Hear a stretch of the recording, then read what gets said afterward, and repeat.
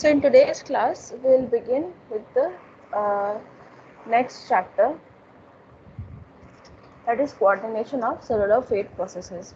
So we have looked into 4 cellular fate processes, right? What were those? Can anyone tell their names? Differentiation, migration, cell death, And cell division. cell division. Yes, and there is another fate process called cell adhesion. Okay, so adhesion happens the mechanism of cell adhesion that happens via the integrin receptors. Okay, so if I were to put the cellular fate processes in correct order in terms of what happens when you put some cells on a subsurface. So first the cell will try to adhere to that surface. So cell adhesion will happen first.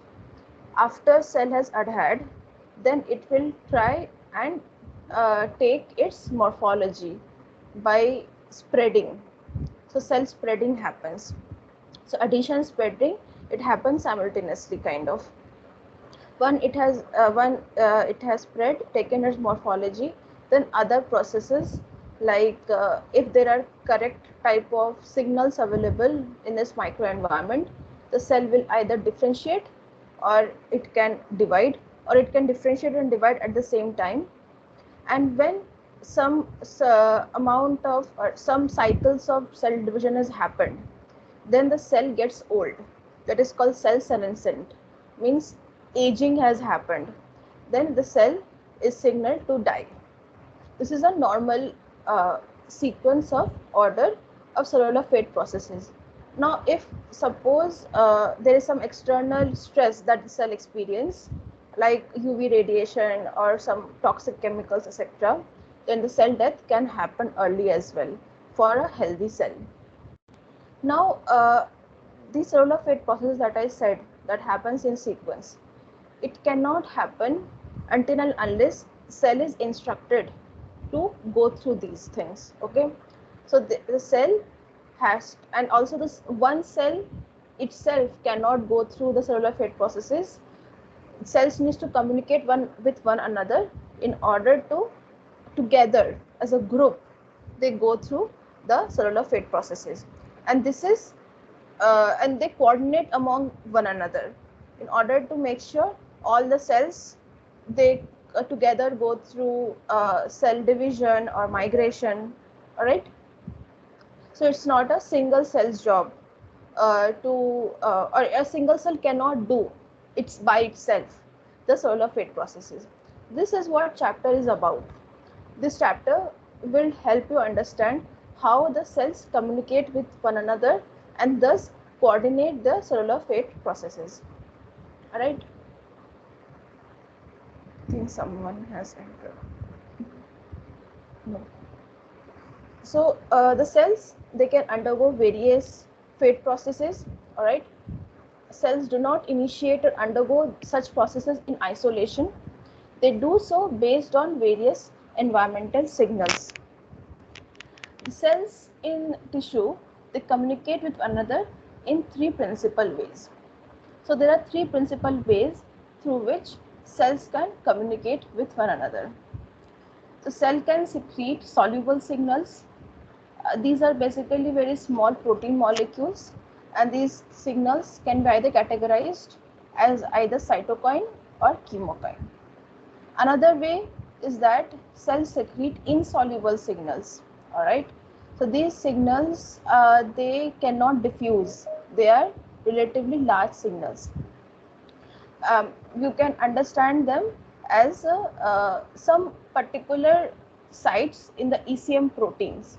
Okay, and through those sites some signaling molecule have adhered, large signaling molecules they have adhered, and that is why they are continuously producing the signaling effect in the cell.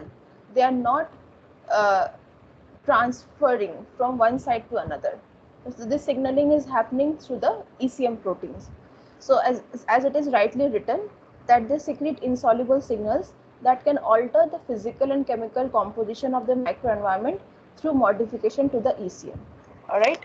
So these insoluble signals, they are like propagated between cells with the help of ECM. Now cells, they are also in direct contact with one another. So there will be direct cell-cell contact, and there are junctions in between two cells through which certain signaling molecules can pass on. So in these three ways, the cells can communicate in a tissue. In addition, cell can also respond to mechanical stimuli in the environment. So this area is called mechanotransduction, okay, or a broad term can be mechanobiology. So this area is relatively very new, but the researchers are trying to understand which kind of mechanical stimuli is triggering which kind of cellular response. Okay, so people have observed that if the surface is stiff, okay, then it will allow growth and addition of a particular type of cell, whereas soft surfaces, okay, or elastically and soft surfaces, to that surfaces cell of another type can only respond, okay, they can only grow. So the mechanical characteristics of the surface, you can say the stimuli that the surface is giving to the cell, is to this the cell is responding, and this is an entirely new field and a lot of research is going on. So these are the three principal ways of communication.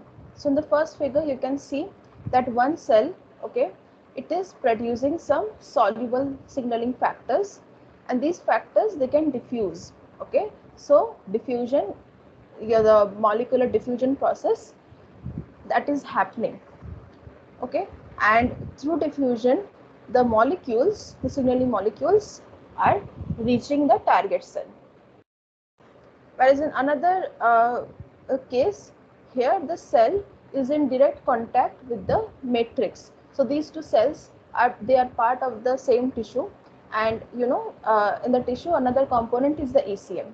So the ECM is helping them to and is actually providing them some signals, and those signals are directing their cellular fate.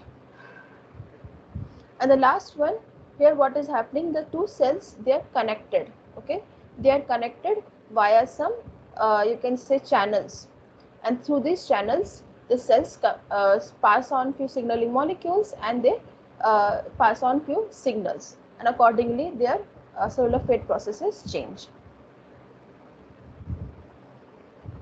Now first we will look into the soluble signals part. Like we will cover in this chapter 4 things: soluble signals, okay, the insoluble signals, then direct cell-cell contact, how it is helping in cell communication or coordination of cellular fate processes, and lastly the role of the mechanical stimuli. All right, so we'll cover 4 parts. The first part is the soluble signals part. Soluble signals are also called growth factors, and these are basically very small proteins, and their size, if I were to quantify, their size is between 15 to 20 kilodalton, okay. So these are very small protein molecules. Although it is small, but they are relatively chemically stable. Unless they are specifically degraded, they do not degrade. They are relatively stable, because of which means diffusion, via diffusion, it is very less likely during the path of diffusion the molecules are degraded, because they are stable. So if thousands of molecules are secreted via diffusion, at least 90% of them will reach the cell. Other 10% it might diffuse to somewhere else, because the diffusion, the path of diffusion is not in control. You understand that, right? So are you able to understand the term diffusion? As I'm saying, like how the molecule movement is there, are you able to visualize it? Yes, ma'am. Yes, great. So here it is passive diffusion is going on, means there is no energy being utilized for the transport of these molecules. and also there's a concentration gradient that is formed. Diffusion of the molecules is happening from a region of high concentration to a region of low concentration. Okay, and these molecules are chemically stable and have a long half-life.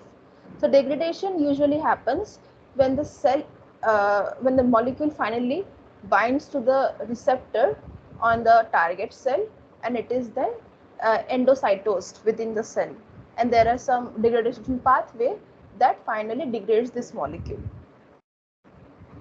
So these signaling molecules or growth factors, they're produced by the signaling cell. So in this case, there are two types of cell you can imagine. One is the signaling cell, another is the target cell. The signaling cell is producing the growth factor, and after it has produced, it secretes it outside. This outside is and secretes it in the ECM environment. Okay, secretes it means released it outside, and such that via diffusion it will reach one target cell. Now the signaling can happen again in three ways, meaning these three ways are basically categorized based on the type of the target cell. Okay, first is the autocrine.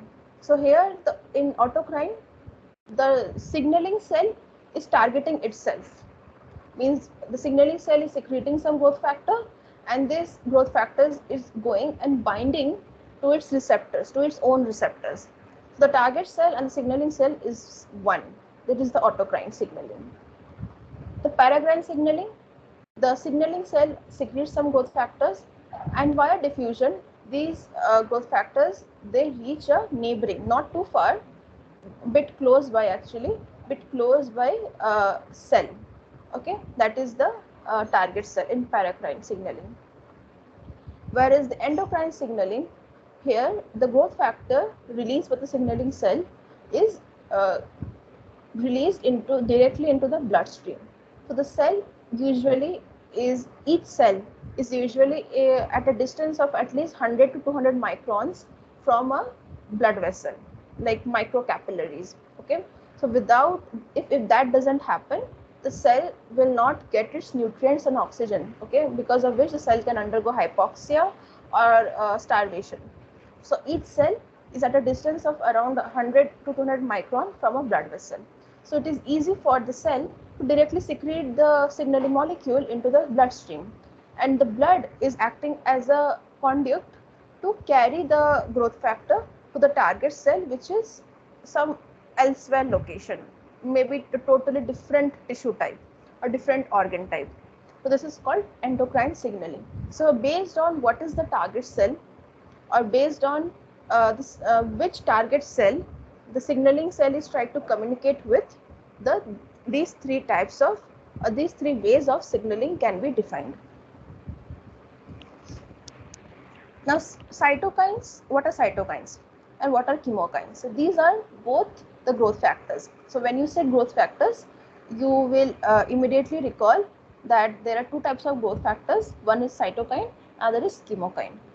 So cytokines are those molecules or signaling molecules whose role is to stimulate cell growth, okay, and permit or instruct differentiation. Basically, cytokines, they can stimulate cell proliferation and cell differentiation. So for these two cellular fate processes, it is the growth factors which trigger it or coordinate these two cellular fate processes. Then the chemokines. The chemokines are basically chemotactic factors or chemoattractant that induce and direct cell migration. So if you were to understand how a cell is migrating, you will create a gradient of chemokines and see the migration of the cell, because it is the chemokines that can induce cell migration.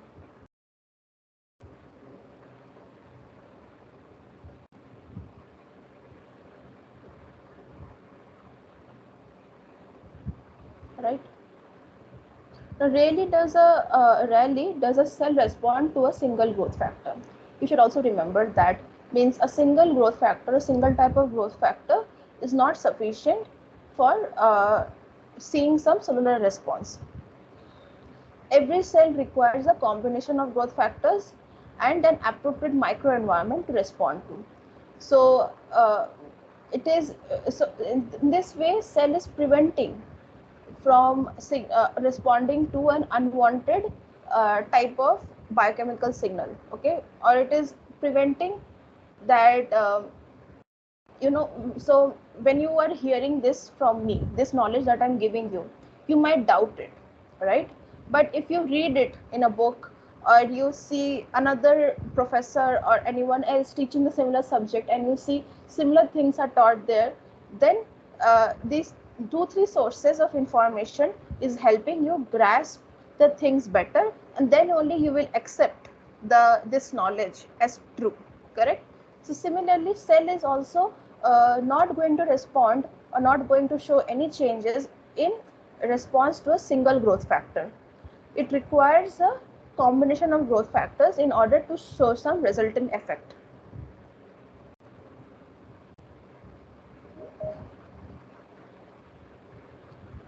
So these are the 3 pathways of signaling. So one is the autocrine action, where the growth factors secreted by the cell, these growth factors again secretes, means the cell is secreting these growth factors, and these growth factors are again going and binding to the receptors that are there in this cell itself. The cell is signaling itself, that is called autocrine action.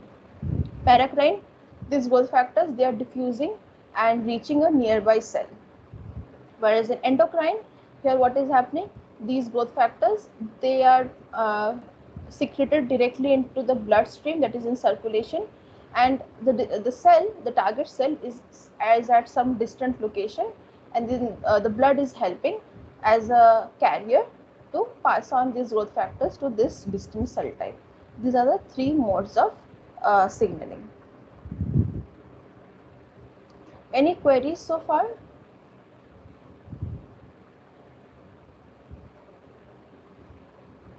So I think these things you might have read somewhere else previously as well, right? So it might be easy for some of you to grasp it, isn't it? Or it is completely new for you?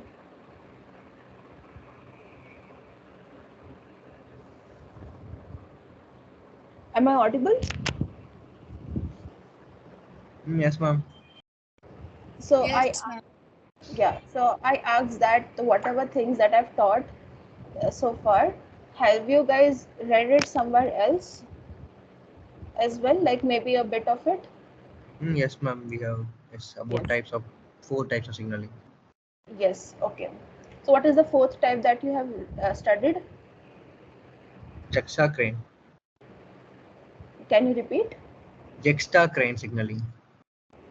Okay, okay. So, but for the purpose of this course, these 3 modes of signaling is more crucial. Okay. Now, these are the few examples of cytokines and the roles of these cytokines. Okay, so you guys can briefly go through them once I'll share the slide. And this is the few examples of chemokines, okay, and again how these chemokines does their action, so a few description of them. Now we will understand few things. So we have few things for paracrine signaling, autocrine signaling, and endocrine signaling. We will come to it later. But when you are engineering a tissue where you are going to use millions of cells, and all these cells, they are adhered on a particular surface, say a scaffold, then it is the paracrine signaling that is going to happen between the cells that is there in the scaffold. So that is why we will understand paracrine signaling bit more in detail. So for this part, we have to answer few questions.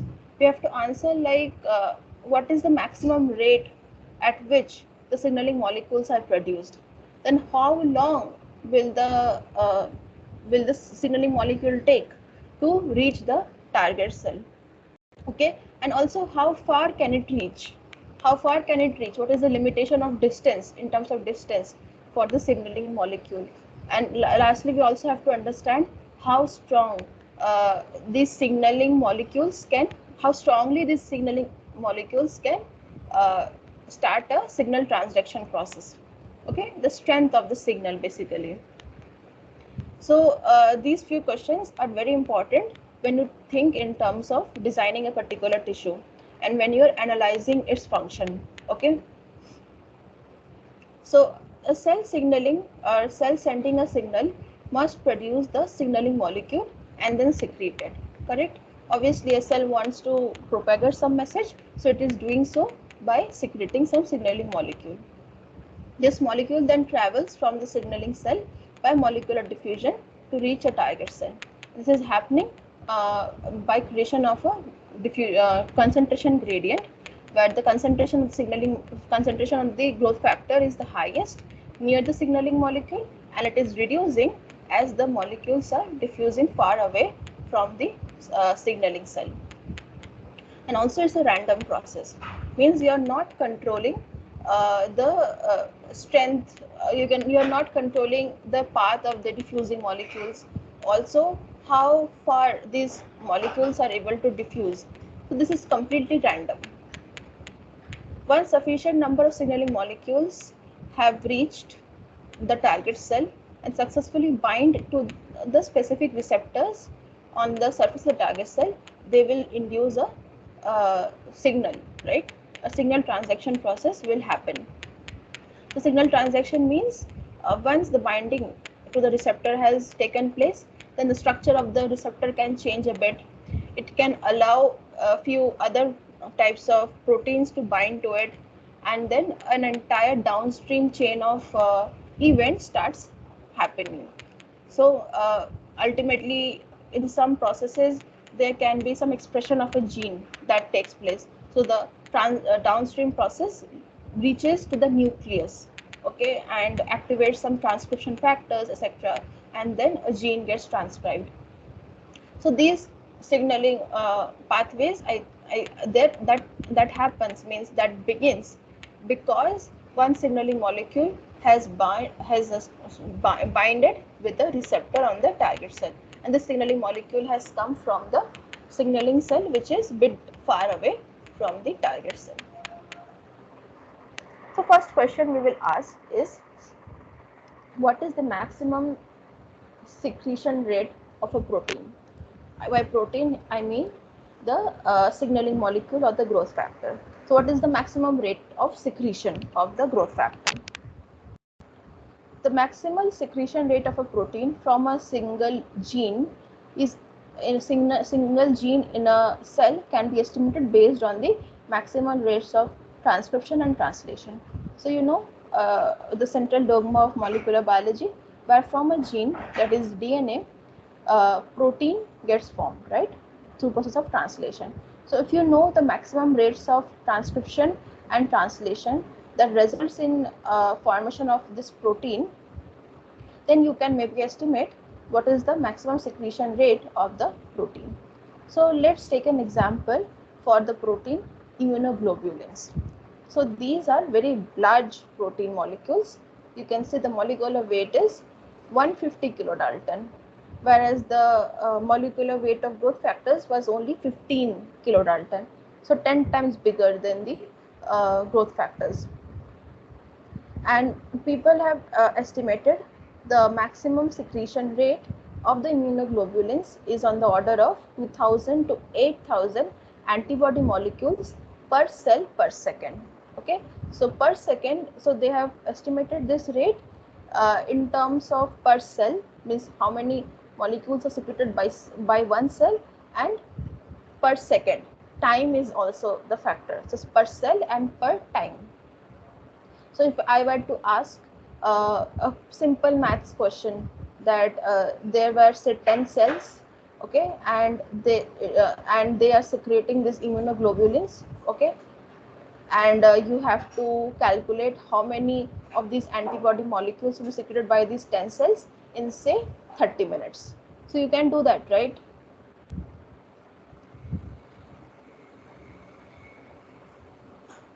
Understood my question?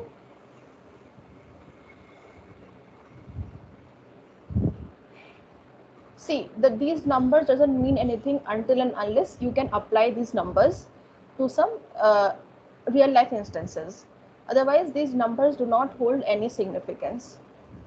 So that is why I asked you this question: if whether or not you will be able to apply these numbers in a specific situation. Is my question to you guys clear, which I asked just now? Yes, no, maybe? Do you want me to repeat?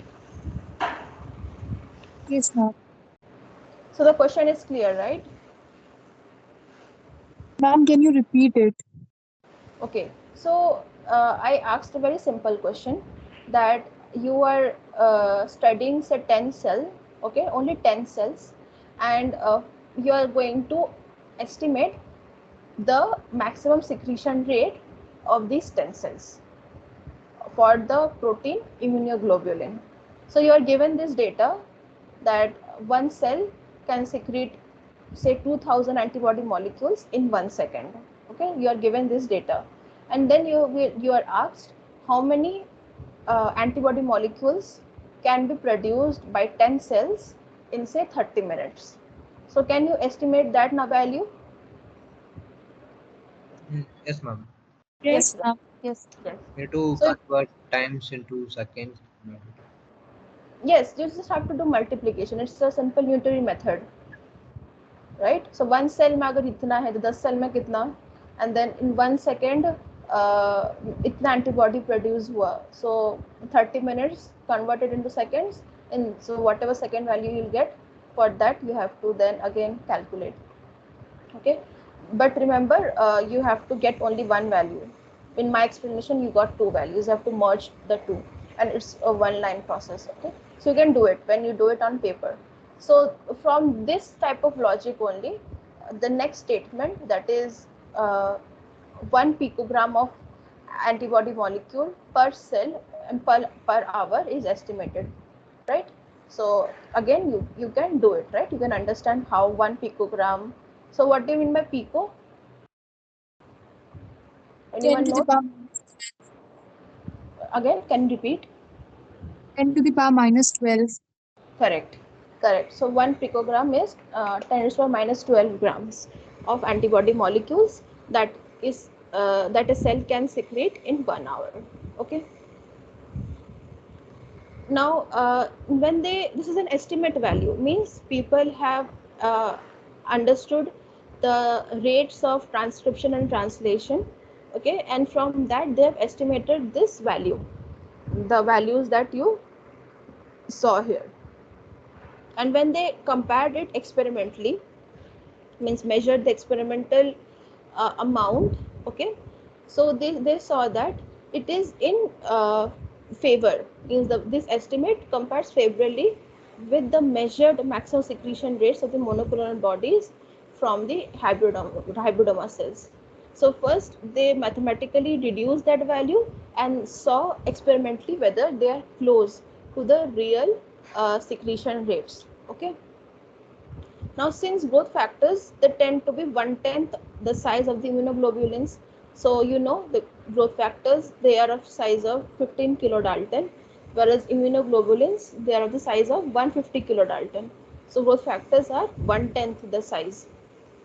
So, correspondingly, the growth factors will definitely have a higher secretion rates in terms of molecules per cell per time can be achieved. They are smaller, so their secretion rates will be higher in comparison to the antibodies. Correct? You agree with this statement?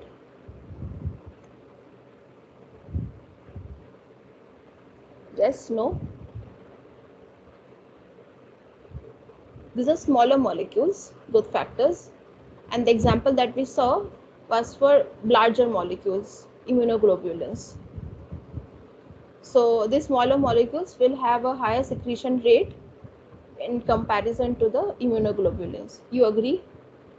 Or is there any doubt as to how and why, etc.?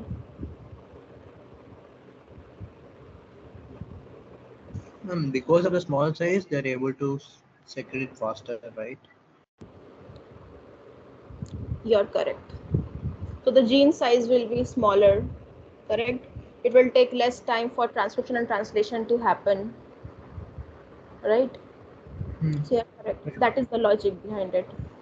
However, the total protein mass would stay the same. Okay, so the total protein mass that you got from the immunoglobulin, so that value will be constant for the growth factors as well. Okay, but number will increase for the growth factors in comparison to the immunoglobulin. The protein mass, I mean, the in terms of kilodalton. Okay, the measured secretion rates of a protein from cells, they are expected to be some fraction of this maximum rate, since the cell is making a large number of different proteins at any given time. Okay, so when you are estimating the secretion rate for a particular growth factor, that value will be some fraction of a maximum value. A maximum value means overall secretion rate for all the growth factors. The cell, because cell is not secreting one growth factor at a time, rather it is secreting multiple growth factors. Okay, so this is a diagram that schematically shows the cell signaling process. So this is a graph of concentration versus distance. At the origin, you can see this is a signaling cell which is secreting some growth factor. So at the signaling cell where the origin is, the concentration of this signaling molecule is the highest, agreed, and as the molecules are diffusing away, the concentration is exponentially declining. You can see this is an exponential graph, it is declining. Okay, and it is declining with the distance. So diffusion is also dependent on the distance and the concentration. So the concentration of the signaling molecule is the lowest as the distance is increasing, and the target cell for which the signaling molecule was secreted, it is at some distance. Okay, so this distance, we can say this is some d distance. Okay, and when it is some d distance, then only it can respond to the optimum amount of signaling molecule, because at this distance d, it will receive enough amount of signaling molecules that is sufficient for a resultant signal transduction process. So that's also a condition that the target cell cannot respond to only one to signaling molecule. It has to, it can only respond when say 10 signaling molecules are binded or successfully binded to its receptor. Then only a transduction process will begin. So if the distance is too far, say some at some 2d distance, another target cell is there. So for that target cell, this signaling cell cannot produce some effect. So there the paracrine signaling won't happen. So another question that we have to understand is that how far the signaling molecule can propagate and thus cause a signaling effect on the target cell. This distance is also we have to estimate. So the maximum signaling distance, it can be estimated from a simple diffusion model describing the secretion from a sphere. So we are taking help from the theory of molecular diffusion, where people understand the diffusion process by taking various kind of models like diffusion from a sphere. Okay, so it's and the various kind of diffusion models are also exist, but here sphere is basically representing a cell. They are assuming that cell is a spherical, it's like a sphere with some radius r. Okay, so they are estimating the diffusion or the molecular diffusion of signaling molecule that is secreted, or the source of that signaling molecule is a sphere or a cell, and they have derived this type of equation. So under steady state condition, here it means the rate of secretion of the signaling molecule is not changing with time. That is dc by dt is equals to 0. That is steady state condition. Under that steady state condition, it can be shown that the the concentration of the secreted molecule, that is C, is a function of distance r from the cell. This is C, that is the concentration of secreted molecule, and the distance r. So in this diagram, so from signaling cell to the target cell, here the distance is r. Okay, so with distance r, the concentration C is varying. So this is the expression for this type of relation when you are trying to understand how the concentration of C is varying with distance r. So C by Kd is equals to A into capital R by R. So here C is the concentration of secreted molecule, Kd is the dissociation constant of signaling molecule to receptors on the receiving cell. So you guys have seen in yesterday's class, there was a dissociation constant for receptor binding, correct? Ligand binding to the receptor. So it was represented by K naught. So when you do a reciprocal of dissociation constant, you get affinity constant. Okay, or you can say the more the dissociation constant, the less the signaling molecule has affinity to bind to the receptors.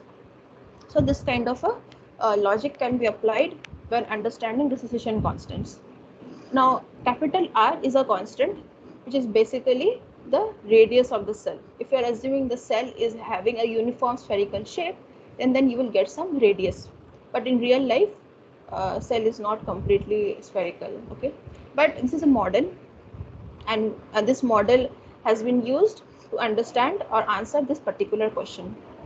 Now this is another constant A. Now A can be defined by this expression, that is r square by d by kdr by f.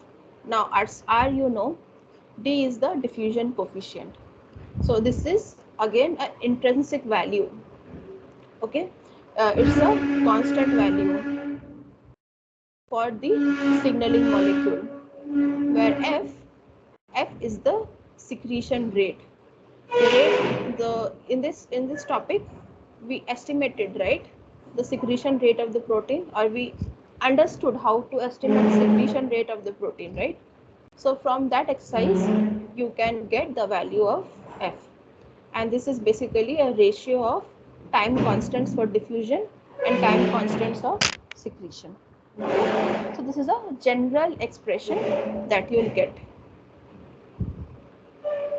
Now if we were to estimate the distance that a signal reaches when C is equals to Kd, then we would discern that this distance is given by this expression. So this distance, this R critical. Sorry, like in my nearby room, some person is shifting her bed or something like that.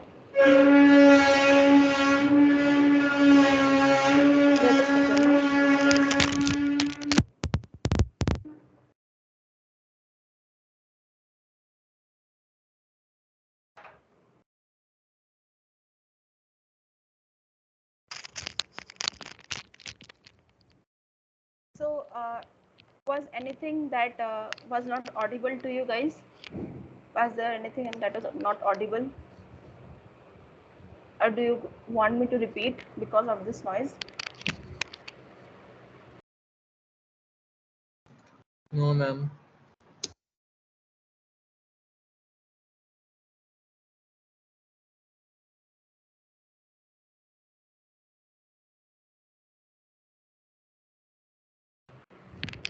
Okay. So if we were to estimate what is the critical distance. So critical means what is the optimum distance at which the target cell will receive the maximum amount of signaling molecule for a resulting signal transduction process.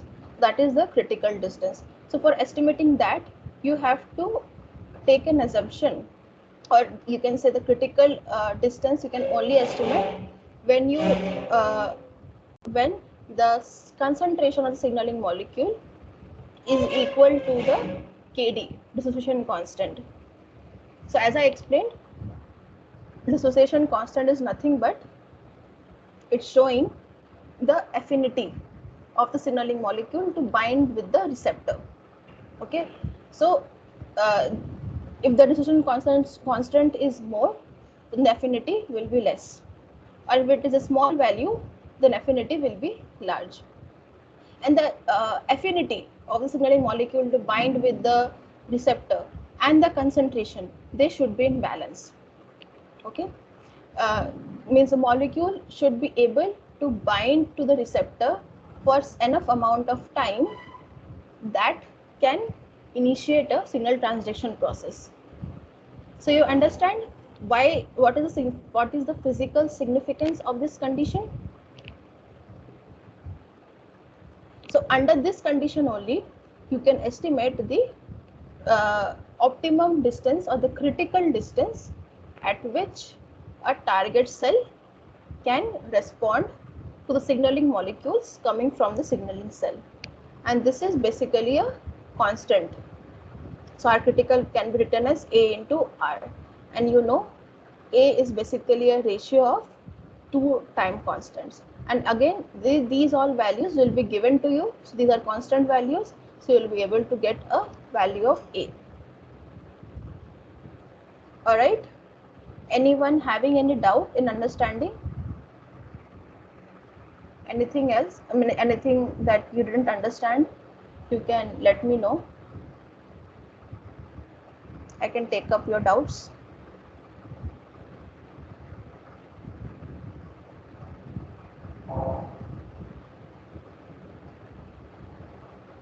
No queries? Okay. So for today's class, I'll finish here. And again, I'm asking, are there any queries from your side?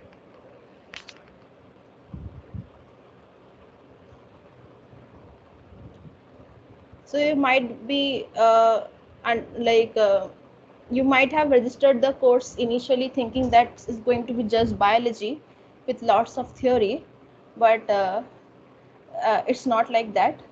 The term engineering itself brings in maths, or you can say engineering concepts, where people are trying to find optimum designs that is functional. Okay, people trying to understand what could be the solution for particular problem. So without logic, without mathematics, you cannot engineer a tissue. Okay, the concepts that you will be learning during this course will really help you in future if you guys were able to enter in this field of tissue engineering. Okay, so let me just quickly take attendance.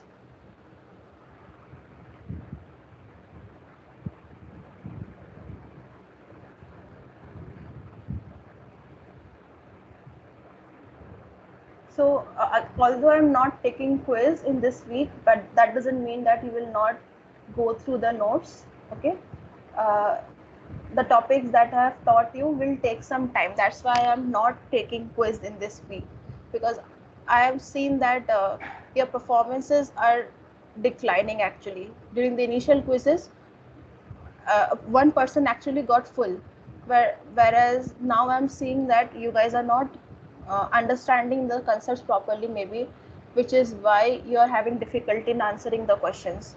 So take your time, go through the notes. If once is not sufficient, study it multiple times. Okay, and come well prepared for the quiz.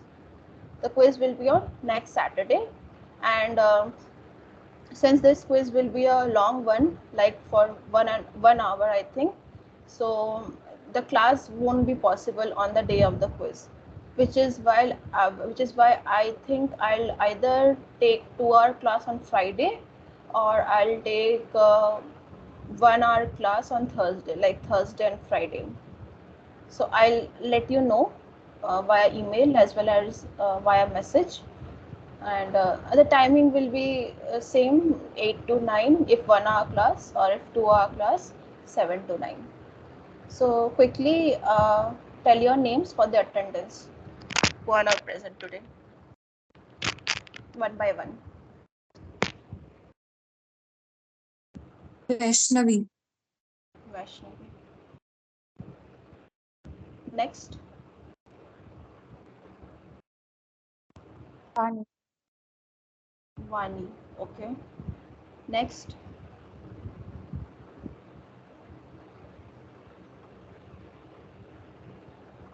Vaishnavi, Vani. Anyone else who is there in the meeting physically? I'm Murli. Nidhi Priya. Murli, Janvi, Nidhi Priya. Next.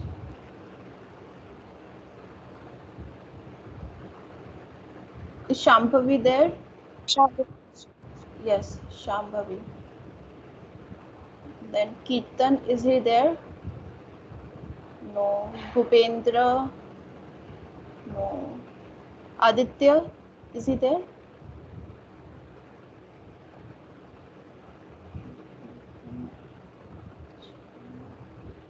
Okay, only 6 of you. Then Murli, Vaishnavi, Shambhavi, Janvi, Vani, and Nidhipriya. Okay, so that's all. Thank you guys for joining today. I'll inform about next week's class soon. Okay. If you guys have Okay. any doubts related to the course content so far, you guys let me know. We can discuss during the class. Okay. Take your time to understand the expressions and the physical significance. That is very important. Then only you will appreciate it. Otherwise, you will feel like it's a burden. All right. Okay, guys, you can now leave the meeting. Thank you, ma'am. Okay. Thank you, ma'am.